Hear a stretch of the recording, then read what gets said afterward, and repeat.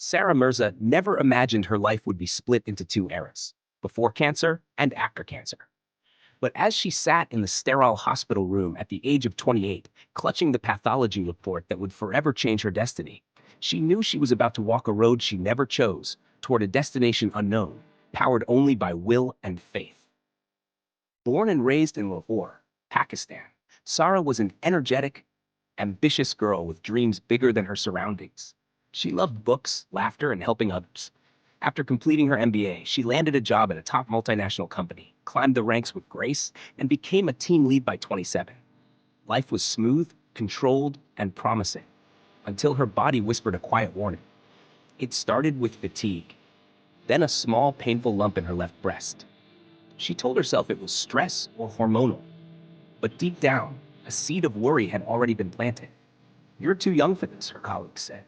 But something in her gut urged her to check. The biopsy confirmed the unthinkable: stage 2 invasive breast cancer. When the doctor said the word cancer, Sara's world crumbled in silence. She didn't cry, not immediately. Instead, her mind raced. My parents, my job, my dreams, my life? Her mother broke into tears. Her father stood frozen. Sara, however, felt something shift within her, a quiet resilience awakening in the face of fear. "I don't want to die," she whispered to herself that night. "Not like this, not without leaving something behind."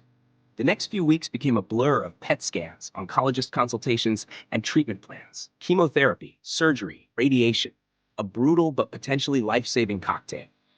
She had two choices: retreat or rise. She chose the latter. Chemotherapy hit her like a storm. The first session was manageable. The second felt like fire running through her veins. Nausea became her new normal. Her thick chestnut hair began falling in clumps.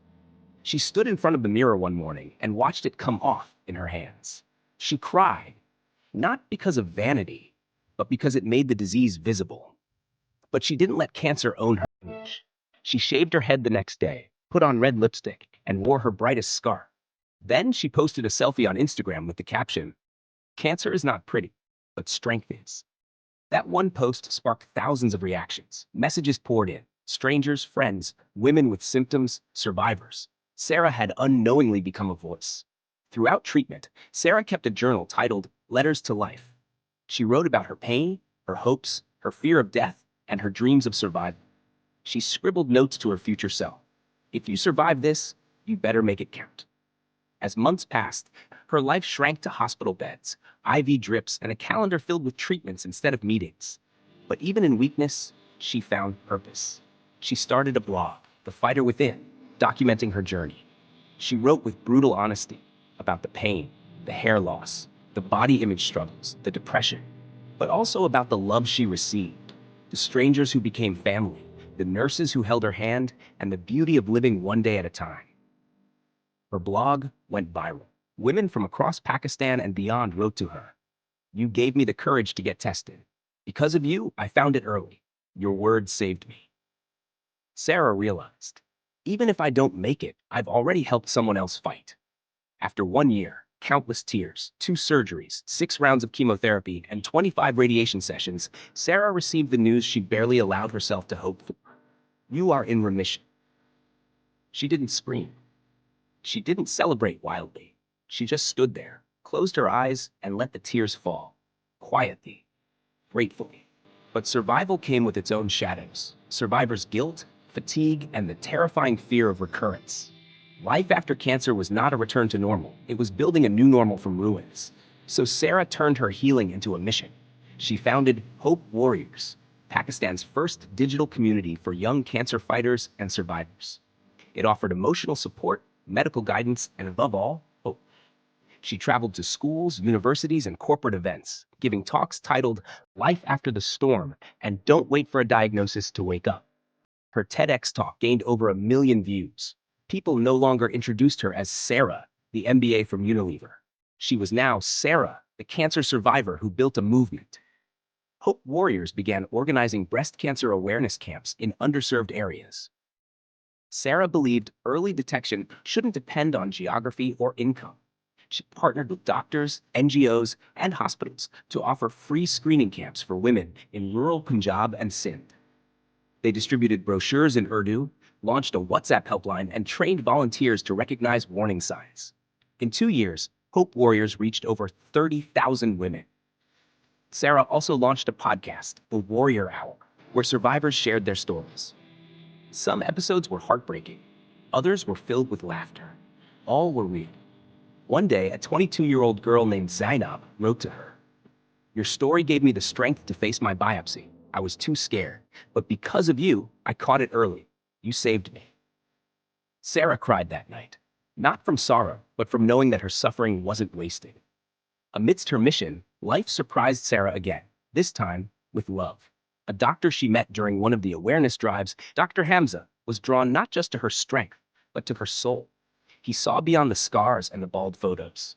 He saw a woman who had walked through fire and emerged not burnt, but burning with purpose. They grew close, tentatively, gently. One evening, standing on a rooftop under a Lahore sunset, Hamza told her, "You taught me what living truly means. I don't want to be a chapter in your life.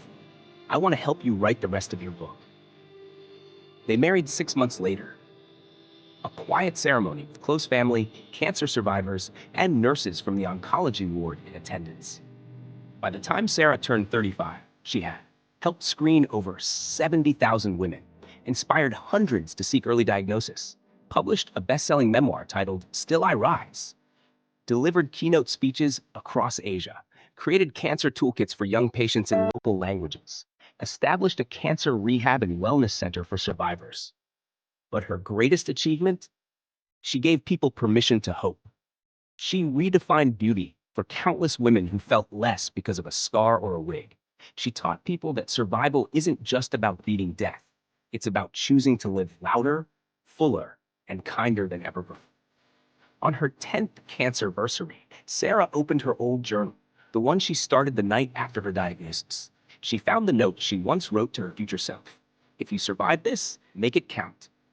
She smiled and wrote back, "I did, and I still am." Sara Mirza now lives in Islamabad with her husband and twin daughters, miracle babies born after years of fertility uncertainty. She continues to advocate for cancer awareness, especially among the youth and working women. She still battles fatigue, goes for regular checkups.